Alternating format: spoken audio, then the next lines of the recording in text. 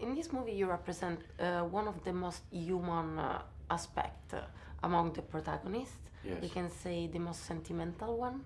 Yes, you can. Yeah. How was to play your character? It was fantastic. I mean, I spoke to his son and his daughter, and you could not help but feel the massive gap that the death of their father left in their lives. You know, they're old now. You know, they're the 70s, and they're both in their 70s. And you could see then, looking back at the pictures that they sent, Olivia and I, of just what a tight-knit, wonderful father and family he was, and how he was an astronaut when an astronaut was one of the greatest, most imaginable jobs you could have, you know, and a hero. And the fact that he just went to work one day and burnt up in a fire, you know, it just left this massive gap.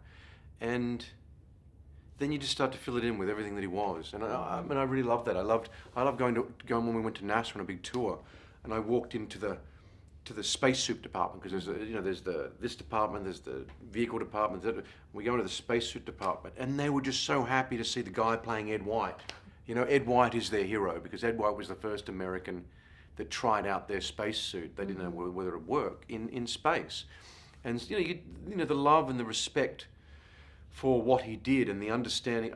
And I also very much respected the way NASA never shirked from what they did about how he died, and the failure on their own behalf to keep him alive, and the fact that they, from then on, you know, they just, you know, doubled down on, we will get this right. This will never happen again, and it never happened again until Challenger.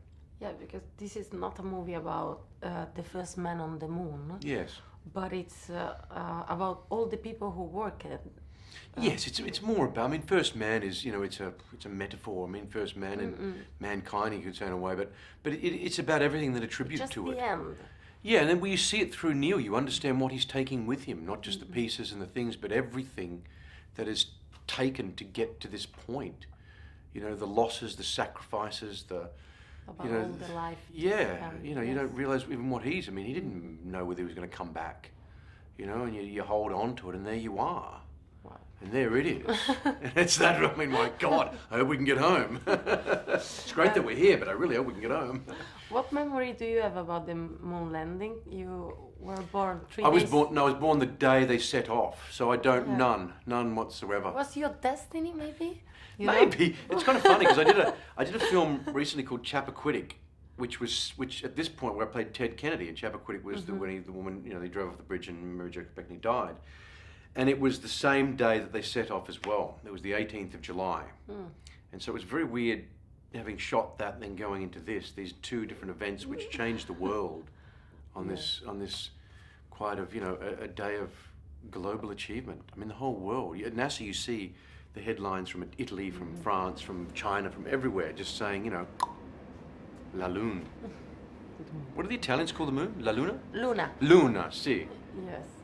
La Lune is the How is it French. working with Damien? Fantastic. Yeah? Damien's great. Which yeah. kind of Have you spoken with him? No, Oh. not yet. Yeah, he's great. He's great. Don't be shy. He's a really... Yeah? He's just a really, you know... he's a man that's just interested in life and people and stories, and you know that he's got a unique perspective or a unique reason for wanting to do a project or tell a certain story. All three of his films, you know, are extraordinary, I think. And he has a very clear vision, but at the same time, everything is alive and everything is movable. So anything is possible. Those scenes, you know, in the control center, you could just see him watching everyone interacting and playing, and he'd start little things going on, and then he'd just, you know, him and Linus, they'd just shoot it. And they just... You want to have everything Yeah, under you know, control. he's a very, very particular man, at the same time in capturing, you know, it's very documentary, but at the same time he was after certain things a beat before, a beat after, or catch that bit on the nose, or catch that just after they've said it. He's a very, you know, he's a wonderful man. You know, I'd work with him in a heartbeat. Nice.